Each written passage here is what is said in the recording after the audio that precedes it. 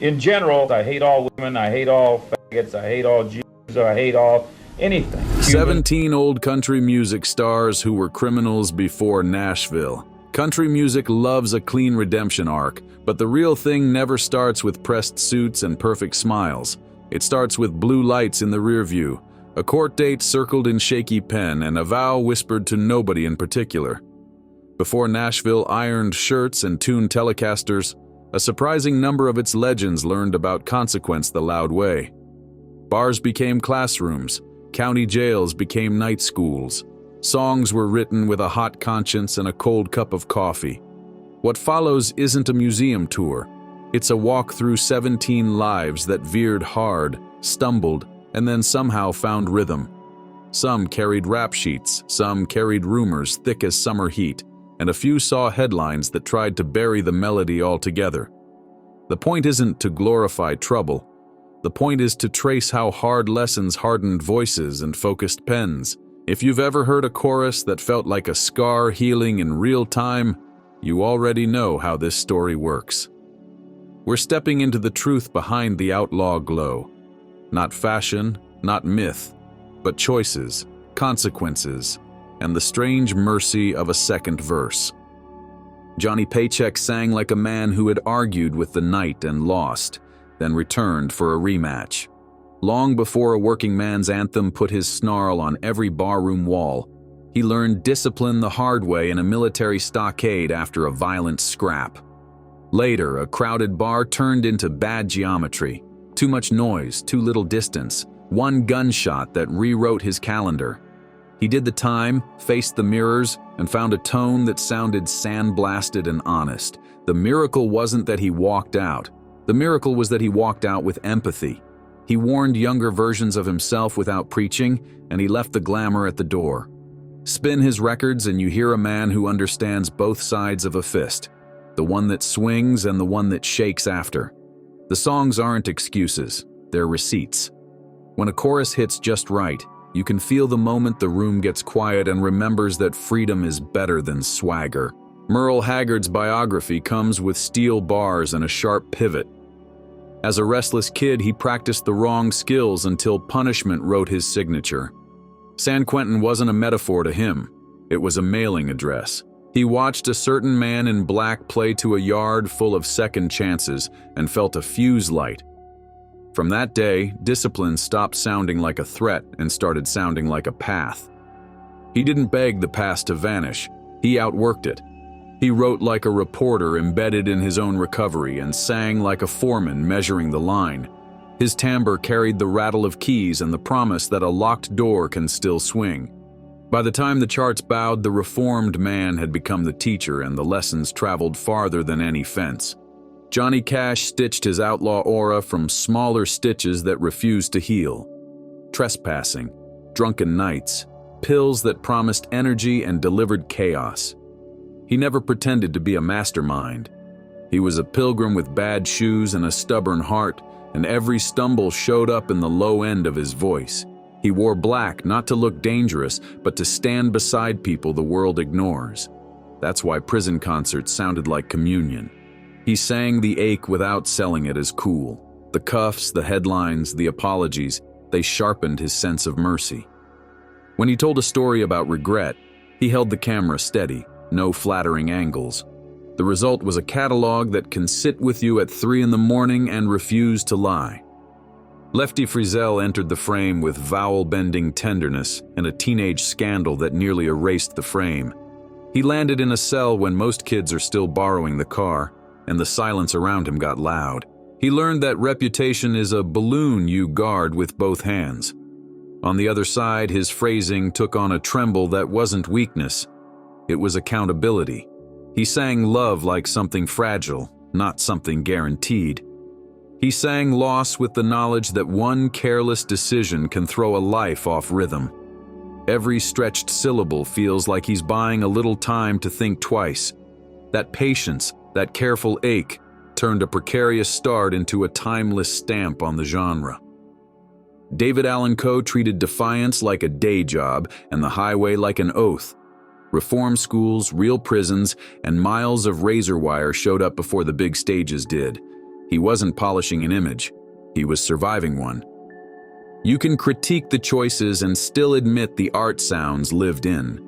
He rolled into town like a carnival that forgot to close. Loud, talented, impossible to ignore. When the needle drops, you hear a storyteller with soot on his cuffs and a stubborn belief that a man can rewrite his script even after the judge signs it. He pushed lines, he crossed them, and then he reported back from the edge with uncomfortable honesty.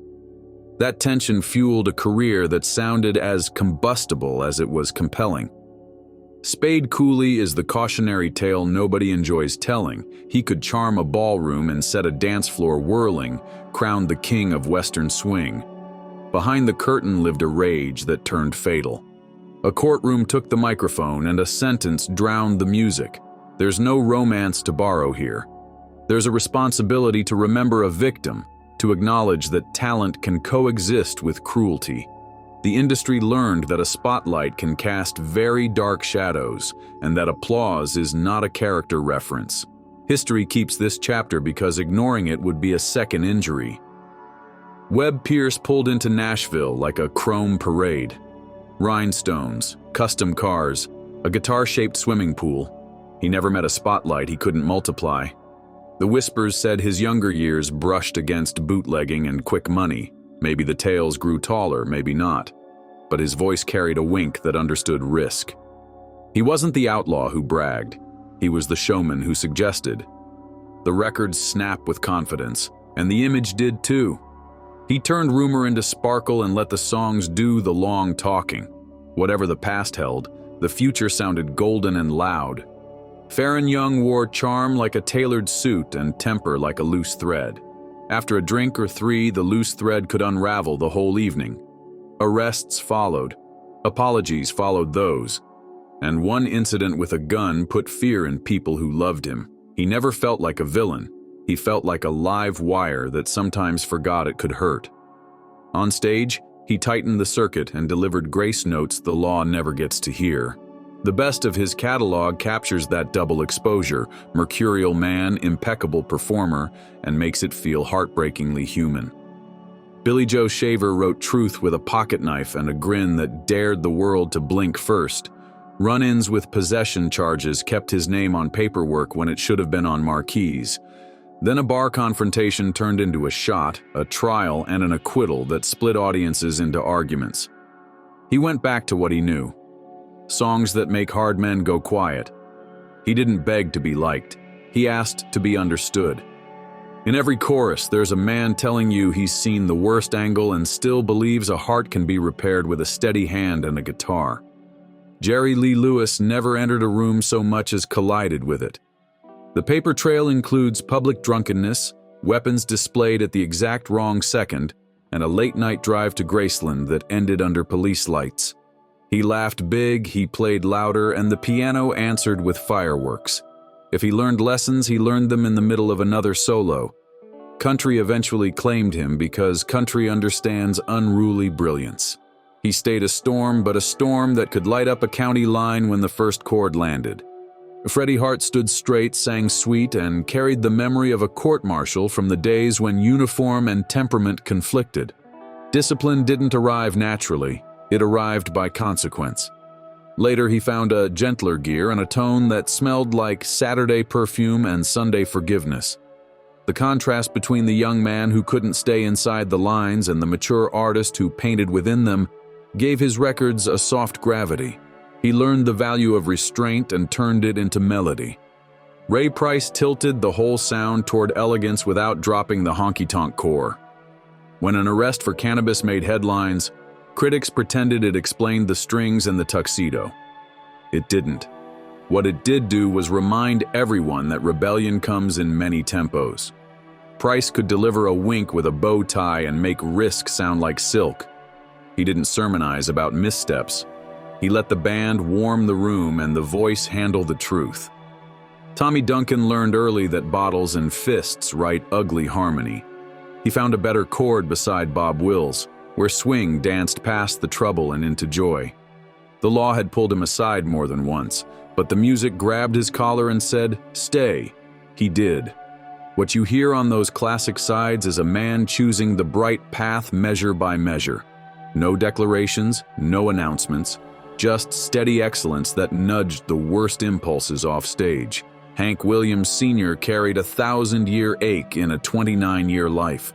The arrests list drunkenness and disarray. The newspapers whisper about nights that spun and mornings that punished. The songs make all that small by comparison. He could distill a heartbreak to 4 words and a shiver. He could take loneliness and make it sing in key. The law tried to slow him. The body ultimately did. The catalog remains, an atlas of feelings most people never admit out loud. Jerry Reed looked like mischief and played like lightning. As a young man, he tangled with small-time trouble, petty thefts, flare-ups, the usual sparks that can become fires.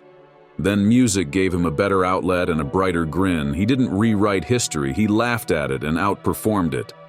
The picking was so fast it felt like a magic trick, and the humor kept audiences leaning forward. Some folks mature by quieting down. Reed matured by learning exactly when to turn the volume up. Buck Owens built a kingdom in Bakersfield with snap, shimmer, and a savvy eye for the long game. Stories from his early years mention bootlegging air and backroom bets, the kind of gray areas that teach you how to count twice. Whether every tale is accurate hardly matters, the lesson stuck. He moved from hustle to enterprise and never looked back. By the time the TV cameras arrived, the risky student had become a calculated professional, using showbiz sparkle to cover every rough edge he didn't need anymore. Townes Van Zandt wrote songs that floated like lanterns over a river at midnight. He also collected charges for drunkenness and disorder, spent nights in rooms where the paint gave up long ago, and tested the limits of chemistry more than once. The myth says drift. The truth says pain, carrying a guitar. Even his lighter moments come with a shadow curled in the corner. When he sang about a heart leaving home, you could feel the suitcase buckling under old mistakes. He made ruin sound beautiful and then reminded you it was still ruin. The outlaw myth sells leather and slogans, but the real story is administrative. Fines paid, records stamped, promises to do better that either stuck or cracked. These 17 lives don't prove that bad behavior makes great music. They prove that honesty does, and that honesty is often learned the expensive way. The distance between a mugshot and a masterpiece isn't as long as it looks when a person decides to walk it barefoot and keep going. Country music is full of that walk. It's the sound of people who met their worst version and still showed up for rehearsal.